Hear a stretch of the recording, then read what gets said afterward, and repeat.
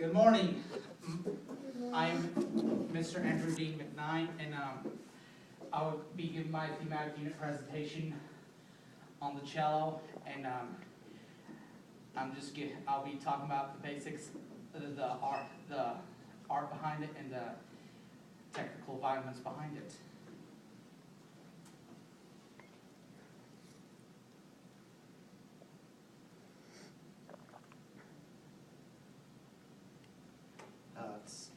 Come on. Try just pushing the left arrow on your keyboard. Okay, this is the cello itself right here. You notice it has what you call an end pin here, which there's a screw at the very bottom, and this is what you call a bow. So this is the cello right here, and this is what I'm talking about here. And then this is the bow that I'm talking about. And each instrument in the violin family, you have to have a bow to play the vast majority of your music. Okay. And what kind of instruments? This is the cello, but this is for like the violin family, like violin, viola, cello, and bass.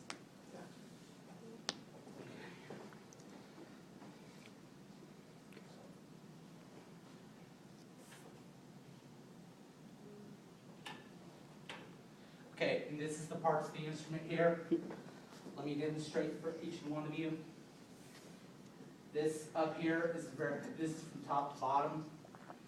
This is this area that you call it has a circular decoration. It's called the scroll, which is the very top of the instrument. And these right here on the side are called pegs. Like if your strings just jump out of tune, you're supposed to adjust your pegs. And then keep on tuning it until you get to the pitch where you should be. And down here's the fine tuners. Like if you're not far from being out of tune, you can just adjust them any direction you need to. And this right here, which is very small, it's called the net of the cello. And of course, you see these silver objects here on here. They're called strings. And this black area that leads down from the peg box, which is here, to almost the bridge, is called the fingerboard. And here you put your fingers on, and then with your left hand you bow with your right hand or pluck.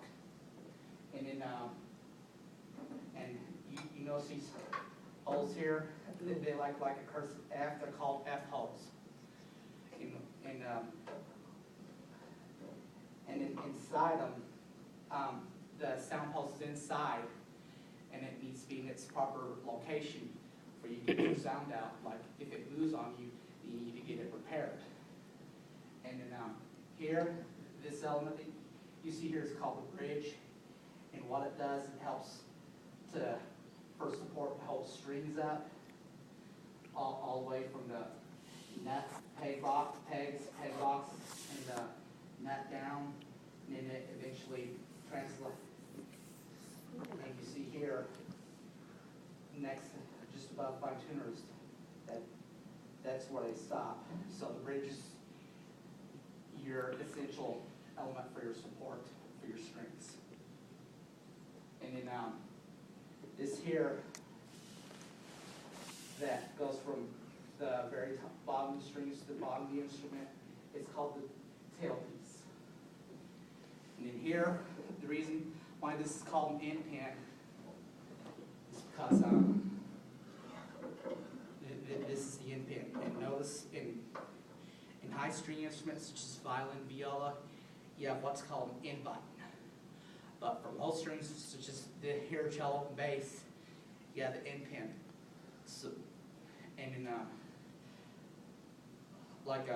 you would not play without it. And centuries back during the Baroque era, and all the way up to the Romantic era, which is in the 1650s, all the way up to the 1800s, there's no end pin. So just imagine playing without an end pin. Makes it really hard to play. And cellists had to put it in between their knees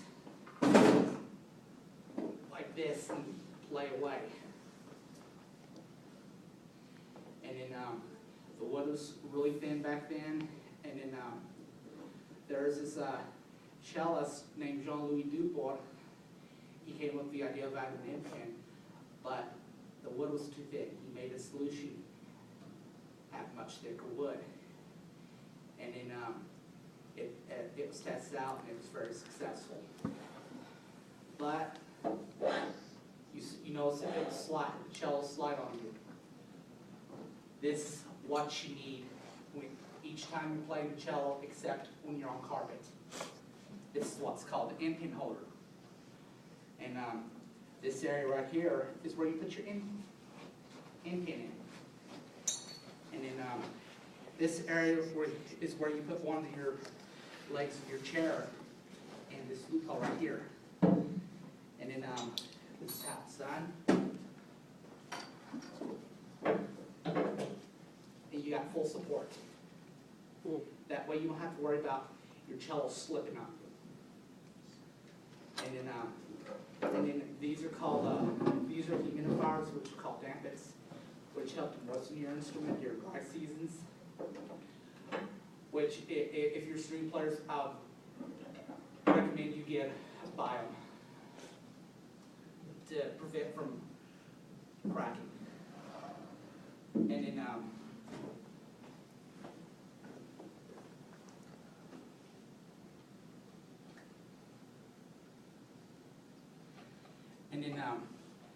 first of all, of course, you got to get your instrument out of the case. The type of cases that do the best job of protecting your instrument are hard cases. Soft cases, if you keep on banging, it's going to damage on your instrument.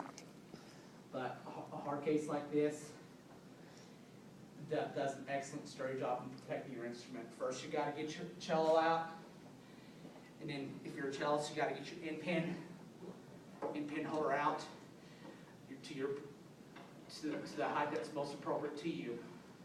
Like if you're shorter, you need to put out maybe like this, but if you're taller, you need to put out even further. So, and then you put it in this area right here, and then you need to be seated, not like you're slouching, like you need to be sitting straight.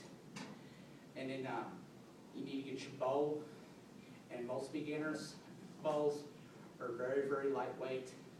This is more like a professional bow. This is like a heavy bow, like what Yo-Yo Ma would use. And then you play, and then you're ready to play.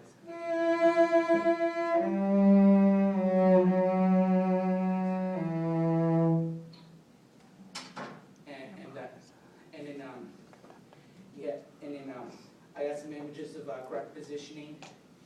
You have to have your instrument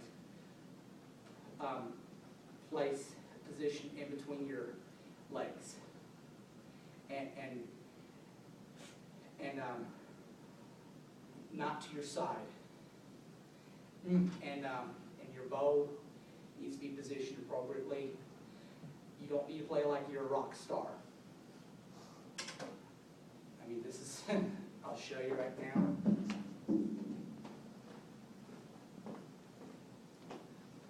How many slides did you do?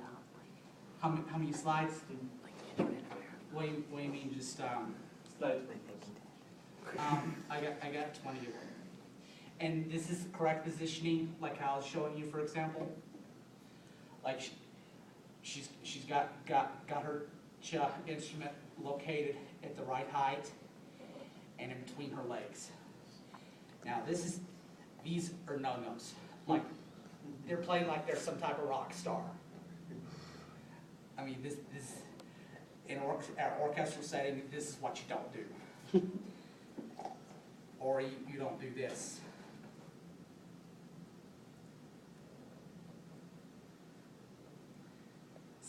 See, she's kind of improvising, but being a rock star. And then how to overcome the obstacles. It takes a lot of practice to overcome and position your cello correctly, especially if you're a beginner. You don't know what it's like.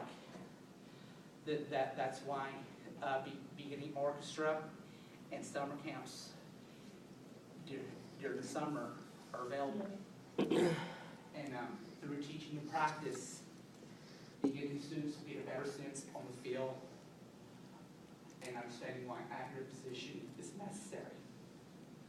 And it's going to occur most likely with beginners.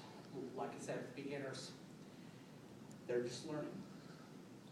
Like with more experienced players, they know how to position correctly, unless they're to show off.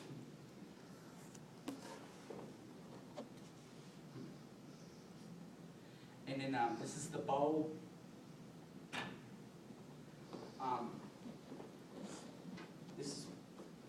And I got one right here. This right here, this area, is called the frog. And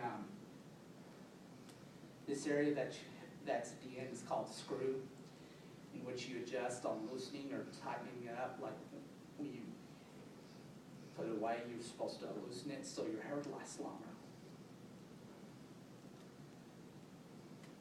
But when you're getting ready to play it, you tighten it to a point where you're able to get sound of it. I will not tighten it too much because your hair can pop out, which you don't want. Now you're good to go. And this is of course the hair. This is the main skeleton of the bow. This is called the stick of the bow. And here is the tip of the bow. Now I don't know why they call this shaft, but this is the stick on what I was taught when I was coming out.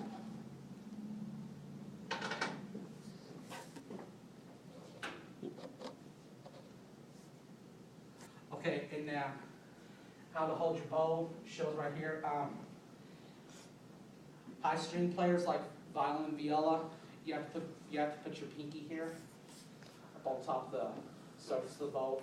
But for lower strings, you need to put it to the frog of the bow in your hands, and your wrist should look like this, and your thumb should be at where the frog meets, in between here, and you get here, it's just nothing but between the stick of the bow itself and the hair.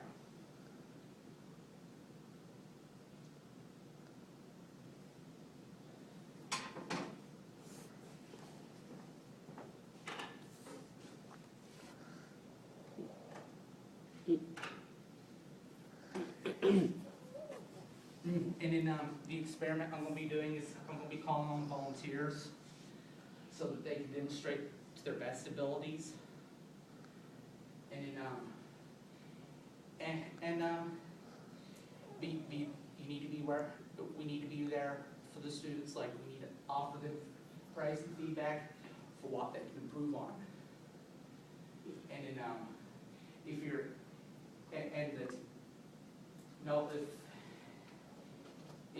if you're teaching beginners,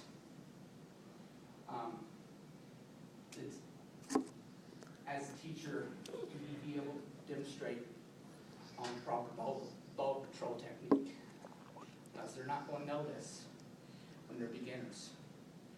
So they need to learn the right technique from the very beginning, because this is when they're developing their fundamentals as a musician.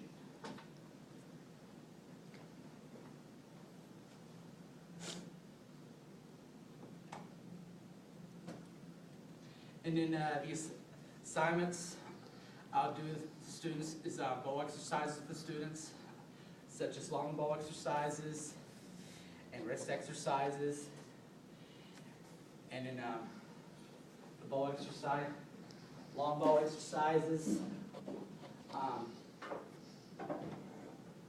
are done by using the full length of the bow.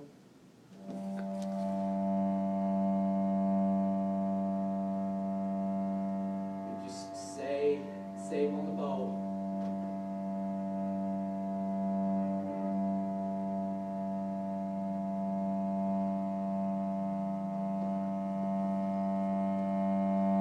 And then the wrist exercises,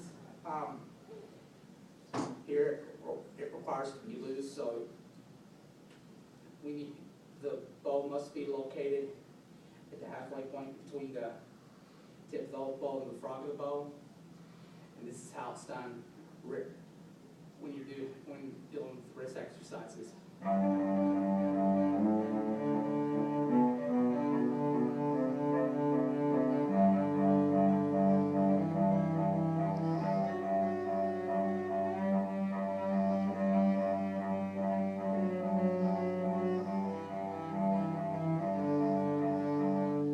That way,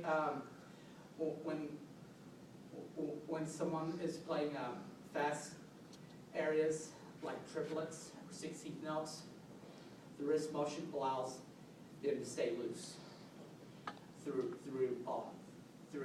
correct guided practice. And